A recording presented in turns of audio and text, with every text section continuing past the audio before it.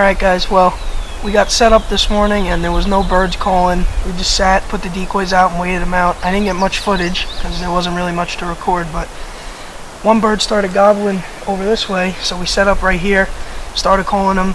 He kind of went quiet, and I was actually sitting over here, and these three jakes came over the top over here and snuck up on me, and they never gobbled once. They just made a little bit too much noise. I heard them coming, and I got this one here. So unfortunately we didn't get the kill shot on video, but at least we got this on video. So now that I got this, I am the designated cameraman for the rest of the trip here, so hopefully we could get another bird on video for you guys. But stay tuned for more. And it's the first day of the New York season for us, and 7:30, and I got a bird.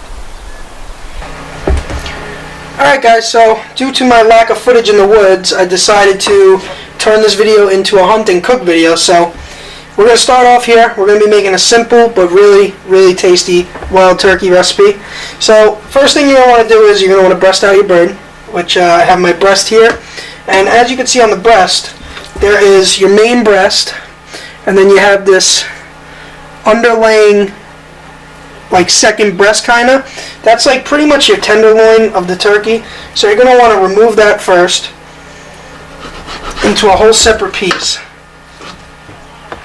And that's going to be pretty much your first step, is to get that off there.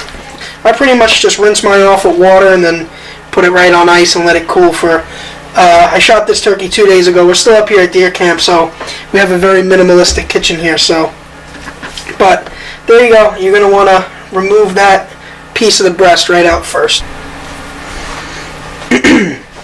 Alright, so once you break the two pieces of the breast apart, what you're going to want to do is you're going to want to kind of separate the main breast into a couple smaller pieces. So you're going to want to just follow pretty much this muscle group right here. You can pretty much just see the line in the breast. That's what you're going to want to follow. You're going to want to use a longer, sharper, like fillet knife type thing for this. Just cut that up.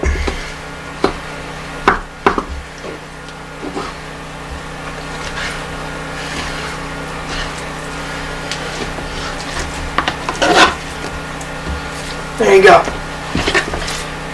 So now you have your three pieces that are going to create the bulk of your cutlets here. Alright, so next up, I halved that big piece that I just cut into two halves here, 1 and 2. So now what you're going to want to do is you're going to want to take your main breast here, the big guy, and you're going to want to just cut that, iron up so that way you have two decent sized cutlets on each side of the knife. And you're just going to want to cut that next, so that way you have a little bit better pieces to work with here. Next up, you're going to take your knife and you're going to start making your cutlets. You're going to just try and cut these real thin, not too thin where they're going to fall apart, but thin enough so that they bread and fry nice. So it's going to go probably about like 1/4 of an inch, I'd say it is here, and just cut it. And turkey meat has a pretty strong texture, so it's fairly easy to work with. Similar to chicken, store-bought chicken, if you've ever cut store-bought chicken into cutlets. I'm just going to run that through. And there you have cutlet number 1. Nice, thin turkey cutlet. Beautiful. Perfect. So you're going to want to repeat that with the rest of the meat and cut it all up into cutlets. Alright guys, so next up you're going to want to scramble an egg right here, like we got here. Scramble up some eggs, not a egg, some eggs. Get some scrambled eggs going. And then you're going to use some Italian panko seasoning. This is just some Price Chopper store brand, but Italian panko seasoning is the key for that crispy, delicious turkey breast. So you're going to want to take one of your turkey cutlets that you cut up. Very nice, very nice. Drop it right in the egg. Take your fork, turn it around in the egg, make sure it has a decent amount of egg on it. So you want that nice stick to the panko. Take your cutlet, drop it right in your panko, Sprinkle some panko over the top, just like you're making a chicken cutlet. If you've done that, it's the same thing. Cover this up completely. You really want to work it around in the panko because you want that crispiness and that nice stick. You could do this with venison. It works awesome if you cut some thin venison steaks. Comes out really good, but you're going to want to panko up your turkey just like that.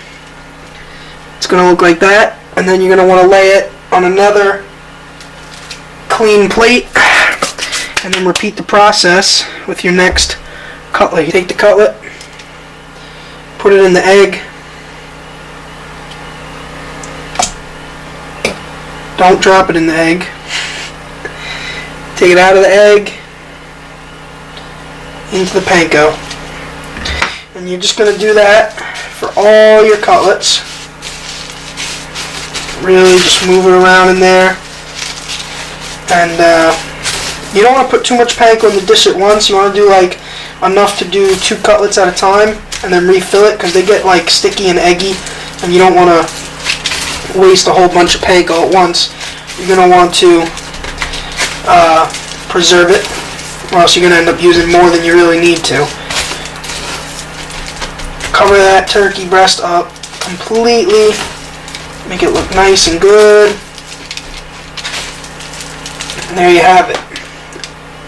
Panko turkey cutlet. Lay that down right on the tray there. And then you're just going to do that for all your breasts that you have over here. I'm going to bread all these up, and then we'll start frying. Alright guys, so what you're going to want to do now is you're going to want to take your vegetable oil here, and you're going to want to just put a good amount in the pan, because, yeah, like that. You want this turkey breast to be completely in oil so that the panko stays and it doesn't stick to the pan. So you're going to want to just get that oil all around your pan. And then you're going to want to let that get really hot, and then you're going to want to lay your piece of turkey breast in. Alright, so we let our oil get nice and hot here. We're going to take our piece of turkey, and we're going to lay it right in the oil in the pan. Perfect. Probably could have let that oil get a little bit hotter, but it's in there, it's sizzling. And what I like to do is I like to take a little bit of black pepper and just sprinkle that right on top of your turkey breast to add to the breadcrumbs. You could add really whatever other additional seasonings you want into the breadcrumbs while you're mixing the turkey in it, but I just really like the way this panko tastes, just how it is. It's seasoned really well, it tastes really good. So we're going to let this go a couple minutes on each side. You're going to want to give it like 3 to 4 minutes on each side. Maybe a minute less for a thinner piece, a couple minutes more for a thicker piece. So this is an average sliced piece. So we're just going to let it go for a couple minutes on each side, let it brown, and then flip it on over.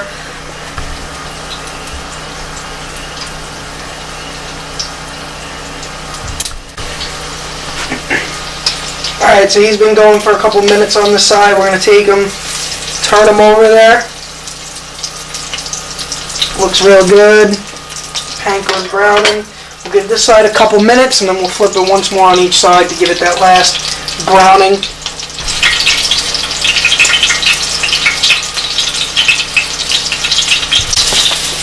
Alright, so this breast is nice and brown on both sides. We had them cooking here in the oil. Perfectly done. We're going to lay him right on this plate for us. Oh, it looks so good. And we're going to give this an official taste test for you guys right here. I'm going to shut that for now. And we're going to let this guy cool down a second, and then we're going to taste them up for you guys, and then I'll fry up the rest of my cutlets here in just a minute. Alright guys, turkey breast is done. We're going to give it a taste here. It looks absolutely delicious. Cut a piece off of this here for you guys. Cooked perfect. Official taste test. Turkey breast.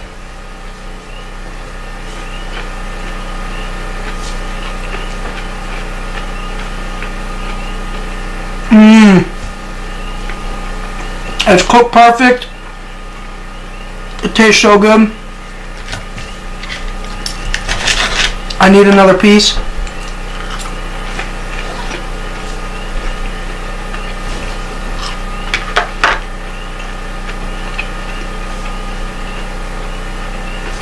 It's hot. That's really good.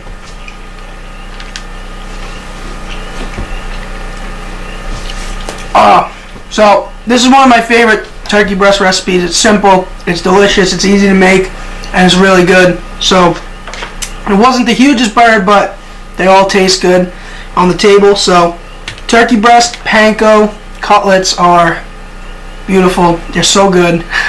I love them so much. So if you guys like these hunt and cook videos, I'm going to be doing a lot of catch and cook videos. I'm hoping to get home.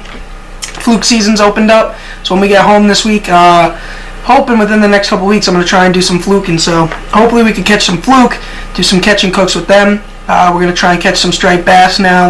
They're in, and striped bass, fluke, and probably some porgies soon too. So we're going to try and catch some fish when we get home, even some freshwater fish. We'll do some catch and cooks with them too, some trout.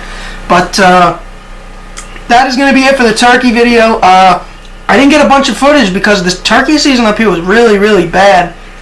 We might have heard like maybe 6 gobbles in 4 days here. It was rough hunting, but we got a bird on the first morning, and he made some awesome turkey breast panko cutlets. So hope you guys enjoyed the video, and stay tuned for more. Thanks for watching Ants Outdoors, and I'll catch you guys in the next video. Thanks for watching.